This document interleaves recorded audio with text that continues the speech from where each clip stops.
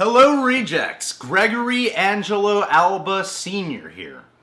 And I'm John. Continuing our edition of Weekend of Horror, we thought we'd review one of the few horror films that's actually coming out in October. Yeah, woo. 31. Rob Zombie's 31. We saw this film a while ago at a special Fandango event where I almost got into a fight with a drunk guy because he thought I was looking at this overweight woman. I think you could have phrased that one a little Yeah, bit. maybe. I might need to take a little jab there. Why jab her, though? Jab him. Yeah, okay. Yeah, drunk. He had like a mustache. Yeah, Bowler hat, mustaches. fuck mustaches. There's a basic plot. Let's read from IMDb here because they have the most basic way of forming it. 5 carnival workers.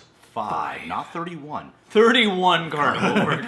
Are kidnapped and held hostage in an abandoned hell-like compound where they are forced to participate in a violent game, the goal of which is to survive 12 hours against a gang of sadistic clowns. Written and directed by Robert Zombes. This film was quite an experience. I feel like you'd appreciate this film if you are already a fan of prior Rob Zombie films. I don't want to say it's not creative. It's definitely more in tune with what we kind of expect from Rob Zombie. And actually, he himself admitted that. He himself said that, yeah. And I had that thought during the movie. I was like, this seems like Rob Zombie took kind of everything he's done with his movies and kind of rolled them up. Like, this movie is the Rob Zombiest of Rob Zombie movies. I don't think that's necessarily a bad thing, but it is, like, lean in that sense. Like, it's a simple setup, and here we go. You know, we're gonna watch some people try to survive against a host of really insane villains. And can they do it? Even though it's like, what, an 80, 90-minute film. In the film, though,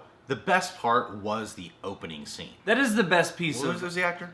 Richard Brake. The best parts, I think, of this movie to me are sort of the bookends, and especially the opening. Really, any scene with that character, Doomhead, like, that's when the filmmaking in and of itself is at its best, and when the writing is at its best. Because the thing about Rob Zombie, people complain all the time, he always writes these, you know, podunk hillbilly characters. He's like angry, easy to provoke. Yeah, and the thing about Richard Brake is, like, he is a terrifying, crazy villain, and I know Rob Zombie, like, very much believes in creating memorable villains, and he's great at that. He gives him a sort of eloquent monologue, and it shows you at least his writing range for characters, which is nice. It's a little strange in this movie because this movie doesn't really play to range so much as it plays to all the things we know Rob Zombie's good at. But Richard Brake and Doomhead do bring, you know, a bit of range to I mean, what I would say about range with this film is the backstory and the development of the character shows his range. I think where Rob Zombie kind of lacks is his writing of dialogue. Because his dialogue in his films, they all kind of sound the same. Everyone kind of talks similarly for the most part. I mean, you got your 5 main carnival protagonists in this movie. I don't even know if it's necessarily the dialogue's all the same. It's like everybody has a similar attitude that kind of informs how they talk to each other. There's similar kinds of characters. I mean, there's a style to the dialogue. At the same time, though, it is like, I've seen these characters in like a lot of other Rob Zombie films. Yeah. It's like, I've seen him write this angry, style. loud Southern people who are kind of sexual, a little perverted. Yeah. I think Rob Zombie can definitely write a good monologue. And I don't think his dialogue is bad, but I can definitely see how you can easily get tired of that kind of thing from him. I feel like when he deals in, you know, sadisticness, when he deals with terror, when he deals with evil, like the writing of Richard Brake's dialogue was really good. It's the dialogue when they're not that kind of annoys me. For the most part, I'm a fan of Rob Zombie's films. I'm not a Rob Zombie hater by any means. I like House of a Thousand Corpses. I love The Devil's Rejects.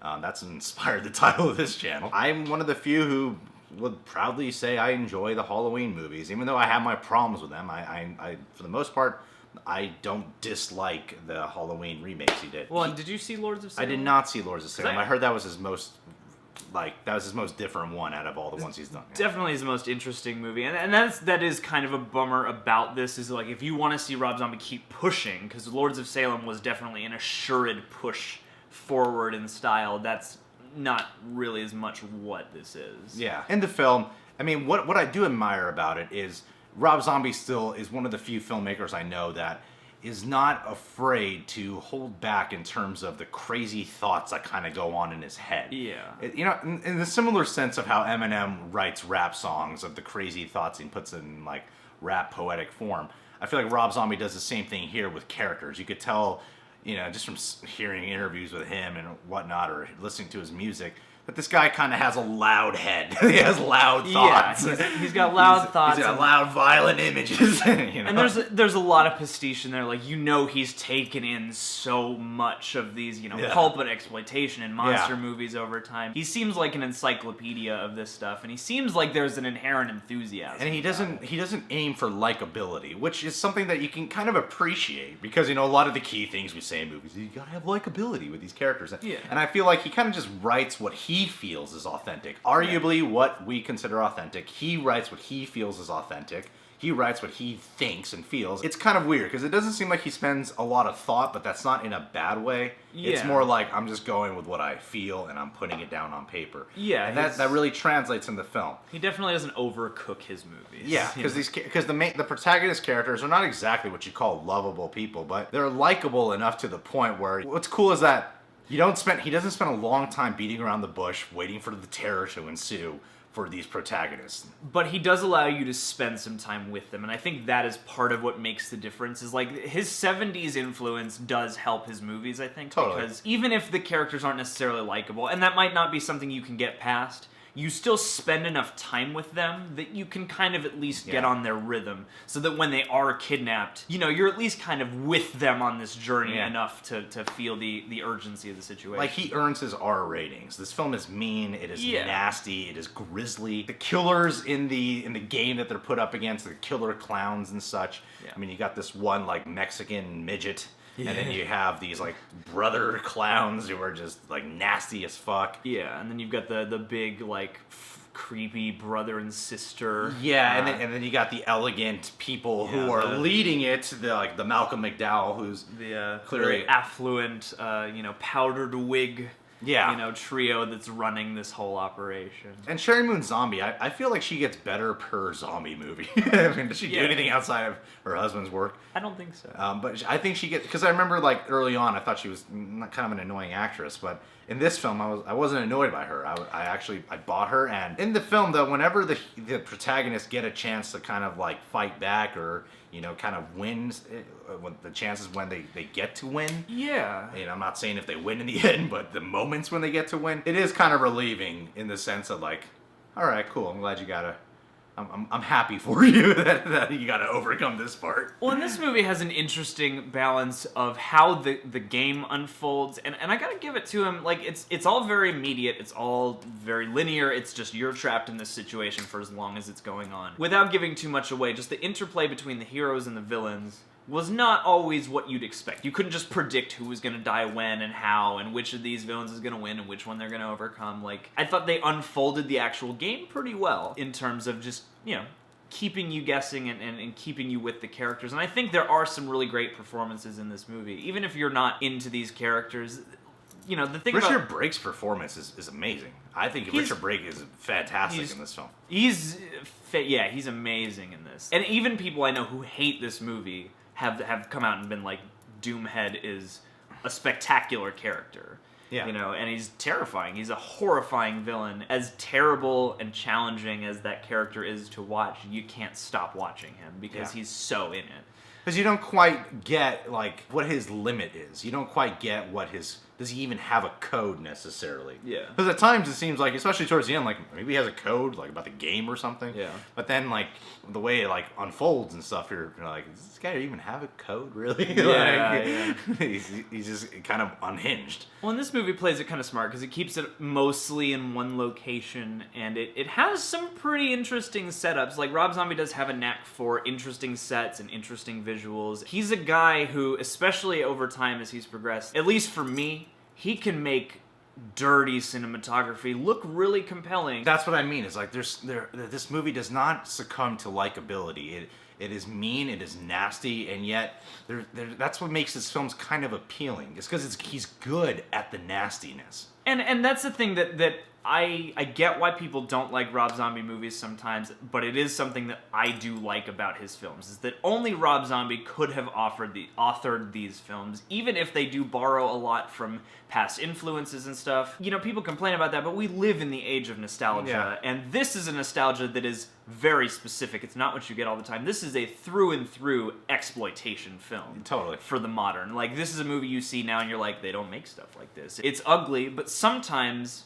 for me, again, I like a little bit of ugly exploitation art. I like to go there sometimes just to check it out, and I like Rob Zombie's voice with these things. I gotta say though, man, I wasn't in the greatest mood when the film was done. Not because No. I didn't like it. It's just like it's such an experience of just like mean stuff. That He's not gonna make you feel You're good. kind of like I kind of got a headache. He is not going to make you feel good. And I can't blame anybody. That's the thing about most Rob Zombie movies. It's like, I can't blame you for not being into that, because you don't always want to come out of the theater feeling kind of icky. Yeah. But I do appreciate that art exists, and it does something for me. There are a lot of good performances in this film, too. Not just Richard Brake, but I thought Meg Foster was terrific. The other woman in the film, the older woman. I was really happy that character got a lot of time, and she's really terrific in this. And I thought Jeff Daniel Phillips did a good job as well, playing kind of a realistic guy, because, you know, in Lords of Salem, he was a lot more kind of, you know, genuine, good, likable. And in this movie, he's not a bad guy, but there were moments they had with him where it's like, dude, shut up, you're not helping, in a very realistic way. So there are little flourishes this movie has that I think are good. I know some people complain that some of the cinematography is a little too grimy, and I get that. Like, especially when actual violent fights are happening, like, sometimes the camera is so crazy that it is hard to see, and I can totally... Can't see the chainsaw going inside the woman. Yeah, and it's like, I like the chaos, but I get it. His music choices, too, I think, are always really cool. Like, Rob Zombie's one of those directors who can always pick a neat song and make an odd scene out of it. That really shows, even early on, like The Devil's Rejects with Freebird. Mm-hmm. You know, like that. That's what I think of whenever I hear Freebird now. I know a lot of people hate Halloween, but I really like the Love Hurts montage in that movie and stuff like that. Like, he's always using interesting music. This is a movie, like we said before, I can't blame you for not liking. I know a lot of people hate it. I know some people really love it. It's definitely unique to now. What I would say to sum it up is it's generic Rob Zombie, but generic Rob Zombie done well. Yeah, it's still specific, but it is like, yeah, it's Rob Zombie playing the hits. It's not a generic film, it's just a generic Rob Zombie film, you know? Yeah, it's like, it's a little bit tighter perhaps than House of a Thousand Corpses, but House of a Thousand Corpses is a little more crazy and wild and sort of catchy. He's a little bit more ambitious with House of a Thousand Corpses, I feel. Yeah, and there's a lot of jumping more around between crazy shit. Yeah, like, he tries more, and the characters I felt were... Because one thing I would have liked from this is for the carny, like the clown villains, to be a little bit more distinct. To be a little bit more defined. Oh, I thought they were distinct. You did? You have you got the Nazi brothers. little person speaking Spanish. You've got the two, like, disgusting But they were all hillbilly pretty clowns. much just loud and angry. Okay, yeah, That's true. what, like, that's all they were. You know? Yeah. The outsides are unique, but... That's what I mean. On paper, the internal stuff, the background, that's where he shows his range. It's the expression of the personalities that I felt he lacks in range of that... You know, I don't know if he's, like, objective against having a co-writer or someone take a look at a second draft or something. Because it does seem like that it's all written by him. Yeah, and that is a for better or for worse thing that I definitely can feel. As a Rob Zombie fan, I am curious to see what would happen if he directed somebody else's script or a script that somebody else touched. Like a Judd Apatow movie, you know? Totally, just like a Judd Apatow. He did, like, the Knocked Up sequel, though, we all been wanting. Fuck you. Yeah. Okay. But yeah, it's like I kind of place this in between, depending on you, kind of in between House and Devil's Rejects. It's like it's a little more structurally unified than House of a Thousand Corpses, perhaps, but it isn't perhaps the force of nature, this sort of magic force of nature that the Devil's Rejects is. For playing the hits, I still think it's cool, but, you know, it is playing the hits. I definitely want to see him do something more interesting next time, but he said it himself. He's been trying to make a few different movies now, and this was the one that someone was like, we'll greenlight this right now. I mean, yeah, it was a cooked up project, and he admitted that. Like, he just came up with some idea, because, like, the idea of, like, shit going wrong at, like, a carnival with killer clown, like, a lot of people have come up with that as their cool horror movie idea. And he was just one of the few who, like, actually got it done, you know? Yeah. And it's unlike most anything you'll see in the theater this year. Much like anything Rob Zombie makes is unlike anything you'll see in the theater this year. I give it a B-. Sure. Yeah, I can get on board with that. Get stuck, Manias. Maybe I'll give it a B just because I like his movies more than you. You like his movies, like, a little more than me. Yeah, so I'll give it a B instead of a B-. Hey, man, I saw his films way before he saw his films. I know you did. In fact, you helped me get You were into a Rob fan Zombie. of Rob Zombie before you even saw the Rob Zombie. I'd heard his music. You can be a fan before You were a fan of his movie. films before you even saw the films. You know that's true. Yeah, it probably was. But you know, he's got something that does it for me. He scratches an itch for me the way only he can. Well, it's what makes him appealing is that there's an authenticity in his own style of authenticity. Yeah. You know? And I just like his eye, you know. Like his eyes? His eye. I'm sure he's Like got his- nice eyes too. Oh, you mean like his vision? I just like to stare into pictures of his eyes. Was his sunglasses on? Crop his eyes out. Yes, with his sunglasses on. I just have to imagine what they look like. Alright guys, if you're new to the channel, subscribe today. Become rejected by getting a subscription. Yeah. John is the social media manager of Facebook.com/Bloomhouse and Facebook.com/TheRealRejects. You betcha. Let's give a shout out to Sherry Moon Zombie. Do they have a kid? I don't think so. Don't have a kid. You'll stay a lead actress forever if you do that. Oh, I mean, hopefully she could stay a lead regardless. It's proven statistically That's fucked up. that any actress It's who a fucked becomes up a mom statistic. does not ever have a career after it.